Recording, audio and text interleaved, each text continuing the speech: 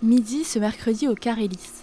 Pour l'équipe vétérinaire de la Grande Odyssée, il est l'heure d'entamer sa ronde auprès des chiens pour s'assurer de leur bonne condition physique avant de prendre le départ. Tu sens comme un espèce de gonflement. Ouais, tu vois il a pas mal, mais liquide, oui, exactement. Im, âgé de 9 ans, souffre d'une boiterie au niveau de sa patte arrière droite qui inquiète les professionnels. Après un premier examen sur le parking, le diagnostic est posé grâce à une radio et une échographie. Il faudra qu'on le couche sur son côté atteint, sur le côté droit. D'accord.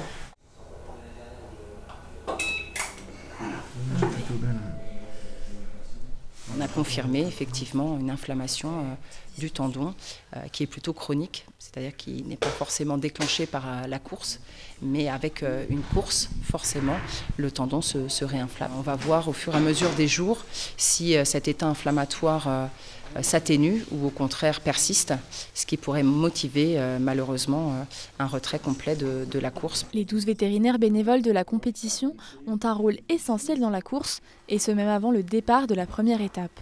Tous les chiens doivent passer un examen complet le premier jour. À chaque arrivée d'étape, l'équipe médicale scrute attentivement chaque attelage pour déceler d'éventuels signes de fatigue ou blessures. Les animaux qui ont interpellé l'équipe médicale sont examinés avant chaque course pour vérifier s'ils peuvent prendre le départ ou s'il faut les mettre au repos, comme Im. C'est toujours embêtant sur une course où on doit enlever un chien. Donc c'était un chien que je savais qui était un peu fragile. Mais là, c'est le diagnostic est plus compliqué. C'est une tendinite récurrente, donc arrêt de 1 an. Je ne cours pas. Ouais, parce que c'est le troisième chien qui se blesse. En fait, hier, il y en a 2 qui se sont blessés. Et lui, il y a ça en plus, donc je ne courrai pas demain. Aujourd'hui, quoi. Non plus. Malgré 7 mois au repos, cette inflammation revenue au milieu de la course aura eu raison de sa santé.